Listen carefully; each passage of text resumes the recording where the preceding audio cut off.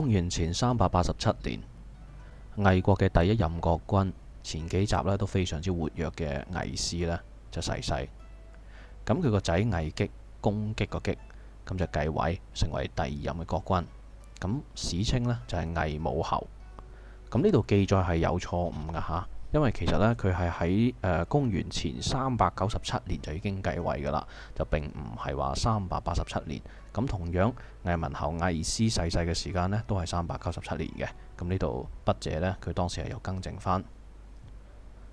咁魏擊喺河西呢個地方啦，即係潼關以北嘅黃河。咁有一日呢，就乘坐御船啊，順流而下。咁當時呢，就水勢奔騰，峭壁隔岸。咁部船呢，開到中游嘅時候呢，魏擊就好有感慨，神采煥發咁樣去同佢嘅大將吳起去講啦。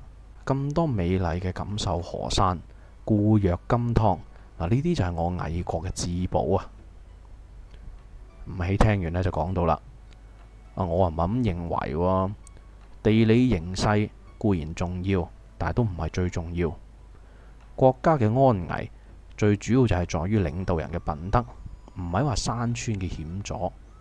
從前好似三苗部落咁樣，左邊有洞庭湖，右邊有鄱陽湖，可以話萬無一失啦。咁但係就係因為領導人嘅墮落不振，所以夏朝嘅開國皇帝啊，始文明。始呢個就係女字旁一個以後個以，文化個文，命運個命，亦都即係我哋好熟知嘅大禹治水嗰個大禹啦。咁夏朝嘅開國皇帝呢，就係因為前朝嘅領導人墮落不振，所以群眾嘅支持之下呢，就將前朝推翻咗，消滅咗。咁同樣夏朝嘅末代君王始呂貴，即係夏桀啦嚇。咁佢嘅首都呢，當時就係安邑，東有黃河濟水，咁西有華山，南有伊闕，北有陽長坂。但係呢，當時就政治腐敗。商朝嘅開國皇帝子天乙，即係商湯啦嚇。咁同樣亦都可以將佢趕落寶座，放逐遠方。咁等到商王朝嘅末代皇帝子受辛，即係商紂王啦嚇。佢當時嘅首都呢，西邊係孟門，東邊係太行山，北方係有衡山，南方有黃河。但係呢，佢亦都暴虐無道。周朝嘅開國君王呢，即係姬發啦嚇。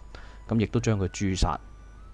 咁由此睇嚟呢，國家嘅安危係在於領導人嘅品德，就唔係話在於啲山川有幾咁險阻。所以如果主上唔為國家盡責，咁恐怕呢，依家跟住主上同船嘅我哋呢班親信啊，到時候啊都一個個成咗敵國啦。阿魏擊聽完之後呢，凜然咁樣講到：我記住你嘅說話啦。有一次，魏擊係任命田文擔任宰相。咁吳起知道之後呢，非常之唔高興。於是乎有一日呢，佢就揾到田文，咁就同田文講：喂，田文，我想同你討論一下，你同我究竟對於我哋國家嘅貢獻，你認為如何啊？田文就話：當然冇問題啦，我哋嚟討論下嚟。咁吳起就講到啦：如果論指揮武裝部隊，啲官兵們呢，願意犧牲性命，令到敵國驚懼，咁唔夠膽打我哋主意，你覺得你勁啲定我勁啲啊？田文就話啦：咁呢個我梗係唔夠你咁犀利啦。咁吳起又問啦：咁如果令到政府嘅功能充分發揮，令到全國人民安居樂業，國庫充實，社會富庶，咁你覺得呢樣嘢你強啲定我強啲啊？咁田文又講啦：咁呢個我都不如你。咁吳起又繼續去講到啦：咁當我哋要去防衛河西，令到秦國唔夠膽向東侵犯，而韓國同埋趙國亦都不得不對我哋唯命是從，咁你覺得你勁啲定我勁啲啊？又田文就講到啦：咁呢樣嘢我都不如你。咁吳起聽完，接住就講到：咁呢三樣重大嘅事情，你自己都知道不如我，但係點解你個官位仲要比我高呢？田文聽完之後呢，就靜靜地慢慢咁樣講到：嗱，譬如話君王年紀仲細，有權有勢嗰啲官員互相猜忌，隨時都可能發動政變，民心恐慌。你覺得呢個時候宰相個位係應該屬於你啊，定話屬於我呢？吳起聽完之後陷入咗沉思，諗咗好耐，好抱歉咁話：我承認呢個位確實係應該屬於你嘅。過咗一段時間之後，魏國嘅宰相公叔，咁呢個公呢就係公平個公，叔呢就係叔父個叔，叔叔個叔。咁當時魏國呢係可能設立咗一個以上嘅宰相嘅，因為上文亦都提及到啦，魏擊係任命咗田文作為宰相。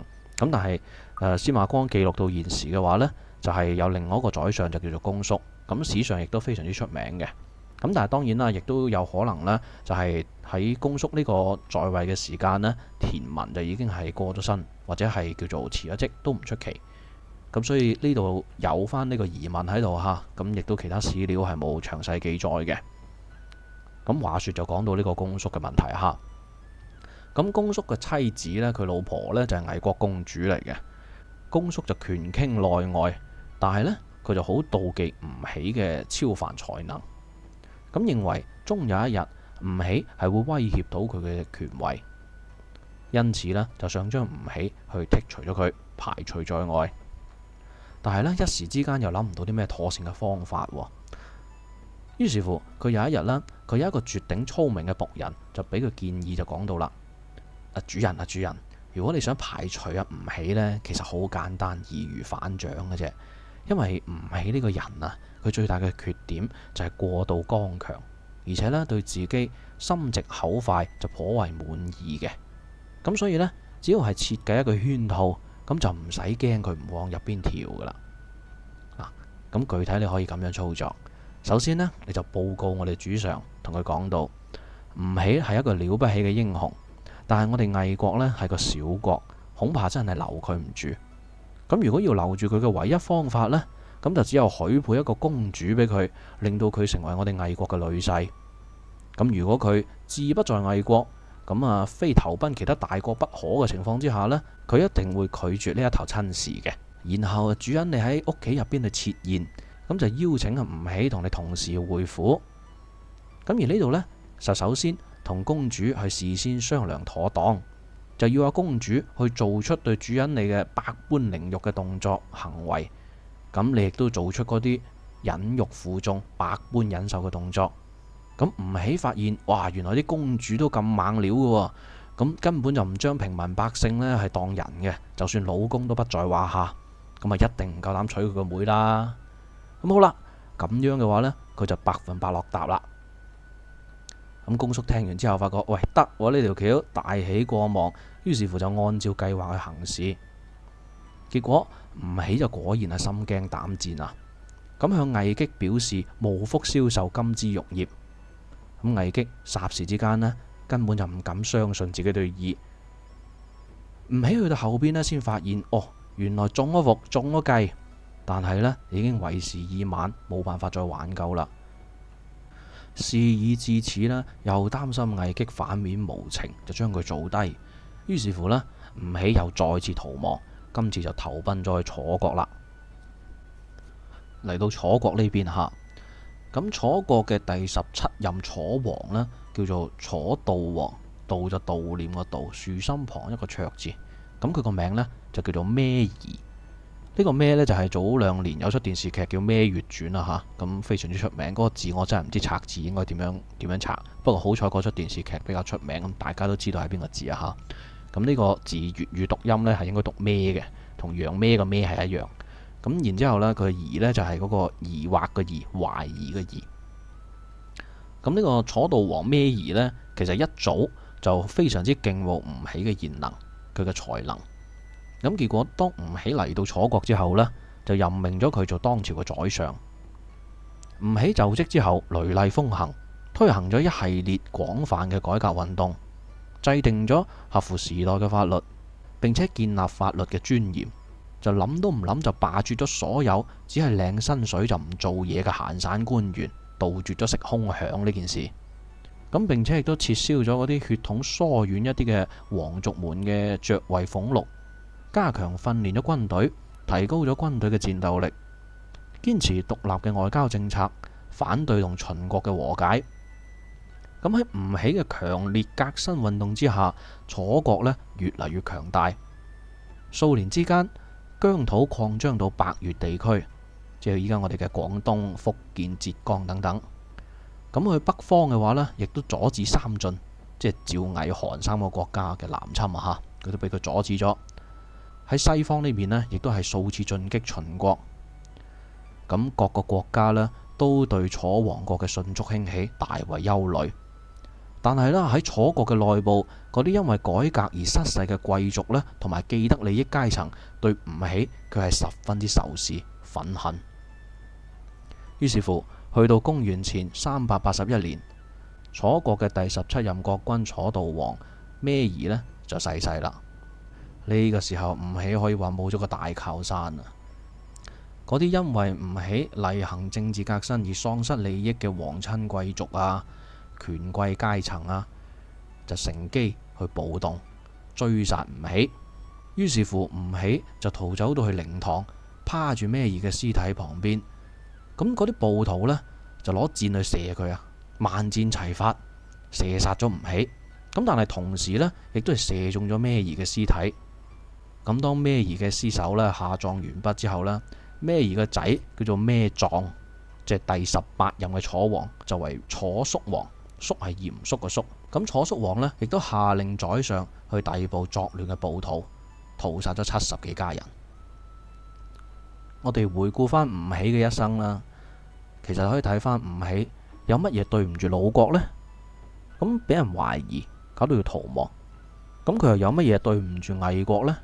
又俾人懷疑，又搞到要逃亡。咁去到楚國呢度啦，咁佢又有咩對唔住楚國呢？更係要遭受殺身之禍咁嚴重。其實吳起嘅遭遇呢，正正就係一個封建社會入邊心直口快、胸無城府，但係有能力而有正直嘅知識分子嘅悲劇。佢殺妻求將，從此之後呢，就再冇人去捉住佢呢個痛腳。可以證明啊，呢啲只不過係政客們使用嘅一種手段嚟嘅啫，一啲借口可以咁講。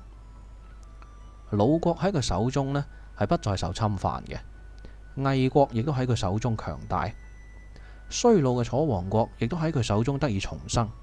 佢忠心耿耿，才幹之高，歷史上邊都好難可以揾得到可以同佢匹敵嘅。咁但係呢，最不幸嘅就係佢不容於當世。唉，不禁為吳起感到悲哀，亦都為呢啲國家感到悲哀。最後佢趴咗喺楚王嘅屍首旁邊，可以喺死咗之後都可以復到仇。咁呢一種智謀，亦都可以話無人能及。如果有一個國家真係可以對佢從始至終咁樣去重用，可能我哋嘅歷史都將會改寫啊！今期我哋嘅節目呢，就講到呢度啦。如果大家中意我嘅節目嘅話，希望大家可以多啲點讚、收藏、投幣。你哋嘅呢啲操作呢，係好有效咁樣可以幫我推送呢條影片噶。咁樣我哋粵語嘅內容先更可以去傳播得到更廣泛嘅地方，營造一個良好嘅粵語環境噶。下期節目再見，拜拜。